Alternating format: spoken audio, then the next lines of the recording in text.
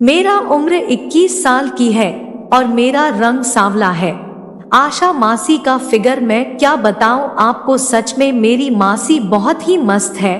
वो बहुत ही ज्यादा गोरी गुलाबी है। मासी ऐसी लगती है जैसे कि मक्खन में एक उंगली सिंदूर। मासी का फिगर करीब 30 से 38 का है। मासी को देखकर ही मुझे ऐसा लगने लगता है कि इनको अभी ही पकड़कर चुम्मी ले लूं। ये कहानी तब की है जब मेरी मासी हमारे घर कुछ एक सप्ताह के लिए रहने आई थी। तब वो अकेली ही आई थी। उस वक्त मेरे घर पर मैं ही अकेला था। मेरी माँ और पिताजी दोनों 2 दिन के लिए गांव गए थे। तभी वो आ गई और मासी ने बेल बजा दी। मैंने जाकर देखा तो मेरे सामने मेरे सपनों की रानी मेरी मासी खड़ी थी। मैंने झट से दरवाजा खोला और उन्हें अंदर ले लिया। उस समय मासी ने काली रंग की साड़ी और काले रंग का ही ब्लाउज पहना हुआ था। मासी का ब्लाउज काफी गहरे गले और पीछे से छोटी सी 1 इंच वाली पट्टी का ब्लाउज डाला था। उस वजह से उनकी पूरी पीठ खुली थी और मासी एकदम मस्त लग रही थी। उन्होंने अंदर आने के बाद मुझे प्यार से गले लगाया। मुझे तो मानो बहुत ही मजा आ गया था। मैंने भी मौका नहीं गवाया और अपने हाथों से उनकी पीठ को अपने सीने से जकड़ लिया। मैं मासी की गर्माहट से अपने सीने को ठंडक दिला रहा था और उनकी लगभग नंगी पीठ पर हाथ फिरा रहा था। मुझे बहुत मजा आ रहा था, मानो आज अपना सपना पूरा ही होकर रहेगा। फिर वो मुझसे अलग होकर सोफे पर बैठ गई। मैंने उन्हें पानी लाकर दिया। तब उन्होंने मुझसे मम्मी और पापा के बारे में पूछा। मैंने बताया कि वो गांव गए हैं।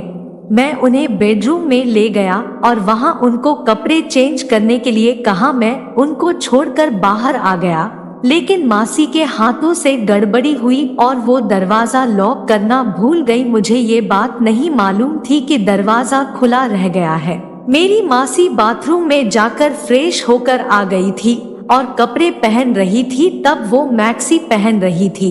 मैं वो छिप कर देख रहा था। जब उनका सब चेंज हो गया तो मैं वहां से निकलकर हॉल में आकर बैठ गया। मासी बाहर आ गई तो मैं एक पल के लिए तो ठगा सा ही रह गया। मैं उन्हें ताकता ही रह गया क्योंकि वो इतनी ज्यादा मस्त लग रही थी। मैंने उनसे कहा, चलो मासी, आज हम दोनों बाहर खाना खाने चलते हैं। मासी फट से राजी हो गई और वो फिर से चेंज करने चली गई। मैं भी चेंज होकर आ गई।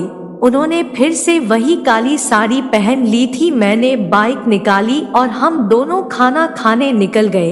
वो मेरे पीछे मुझसे कुछ दूर होकर बैठी थी। मैंने स्पीड ब्रेकर पर ब्रेक दबाना शुरू किया तो वो मेरे साथ चिपक गई और मुझे पकड़कर बैठ गई। अब मुझे उनकी गर्माहट महसूस हो रही थी। हम दोनों ने खाना खाया और वापस निकल पड़े। तभी अचानक से तेज बारिश आ गई। हम दोनों बहुत भीगने लगे। जब तक मैं गाड़ी रोकता तब तक हम दोनों काफी भीग चुके थे। मैंने गाड़ी एक शेड के नीचे रोक दी और वहां पर रुककर बारिश रुकने का इंतजार करने लगे। इस वक्त मासी तो मानो एक अप्सरा लग रही थी। वो पूरी तरह से भीग चुकी थी और उनकी साड़ी उनके खूबसूरत जिस्म से मानो चिपक सी गई थी। मैं तो बस उन्हें ही देख रहा था।